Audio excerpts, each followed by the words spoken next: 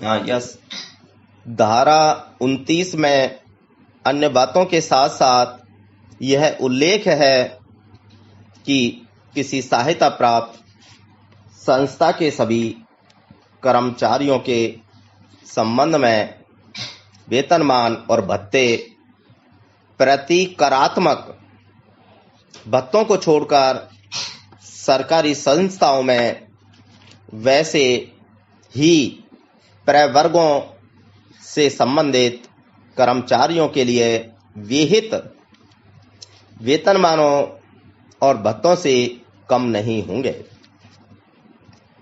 धारा 22 इस अधिनियम के प्रयोजनार्थ राज्य सरकार द्वारा अधिकरण का गठन उपबंधित करती है। उपधारा 2 उपबंधित करती है कि अधिकरण की अधिकारता संपूर्ण राज्य या ऐसे क्षेत्र पर होगी जो अधिसूचना में विनिर्दिष्ट किया जाए। और उपधारा 3 के अनुसार अधिकरण का गठन जिला न्यायाधीश रैंक के न्यायिक अधिकारी से होगा। धारा 21(1) उपबंधित करती है जहां किसी मान्यता प्राप्त संस्था के प्रबंध मंडल और उसके किसी कर्मचारी के बीच में सेवा की शर्तों के संबंध में कोई विवाद हो, वहां प्रबंध मंडल या कर्मचारी विहित रीति से अधिकरण को अपील कर सकेगा और उस पर अधिकरण का विनिश्चय अंतिम होगा। धारा 25 के आधार पर अधिकरण में वही शक्ति निहित की गई है जो सिविल प्रक्रिया संहिता 1908 के अंतर्गत सिविल न्यायालय में निहित है। तत्पश्चात धारा 43 राज्य सरकार को अधिनियम के उपबंधों को कार्यान्वित करने के प्रयोजनार्थ नियम बनाने के लिए सशक्त करती है। उपधारा 3 यह अधिकथित करती है कि इस अधिनियम के अधीन बनाए गए समस्त नियम उनके इस प्रकार बनाए जाने के पश्चात यथाशक्य शीघ्र राज्य विधानमंडल के सदन के समक्ष रखे जाएंगे। 1989 के अधिनियम की धारा 43 द्वारा प्रदत्त शक्तियों का प्रयोग करते हुए राज्य सरकार द्वारा गैर सरकारी शैक्षिक संस्थाओं की मान्यता, सहायता, अनुदान और सेवा शर्तें आदि को विनियमित करने के लिए 1993 के नियम बनाए गए हैं। नियम 82 जो रिट याचिकाओं के निर्णय के लिए बहुत ही सुसंगत है।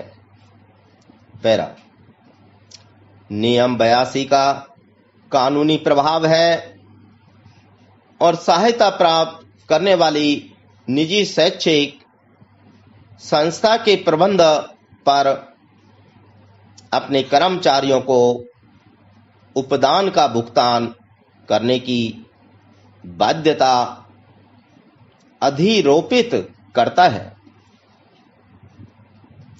इसी प्रकार यह कर्मचारी के लिए समय समय पर यथा संशोधित उपदान संदान अधिनियम 1972 के अधीन यथा अनुज्ञेय संगठित किए जाने वाला उपदान प्राप्त करने का वैध अधिकार अवलिक हकदारी भी सृजित करता है।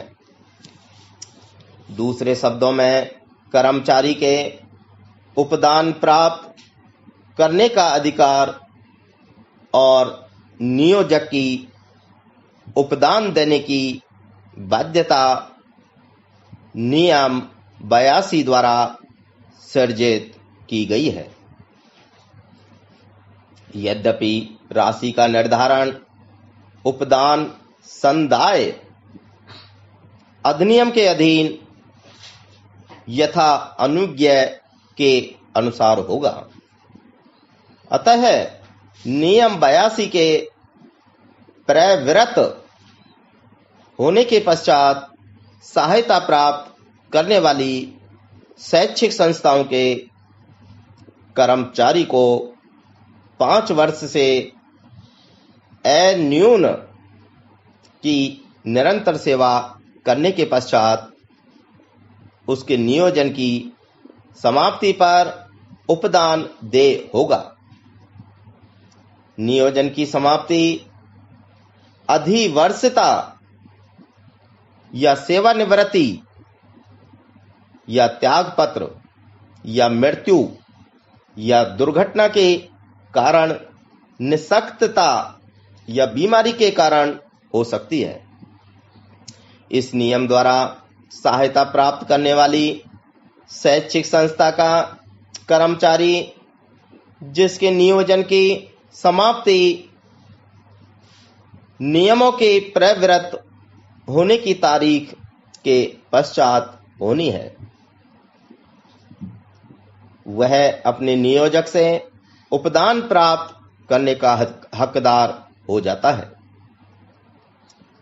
यदि उसकी समाप्ति के पूर्व उसने 5 वर्ष से अन्यून निरंतर सेवा की थी, वह नियम 82 के प्रवर्तन के पूर्व उसके द्वारा की गई सेवा की कालावधि के आधार पर संगठित उपदान के भुगतान का हकदार होगा। स्टॉप।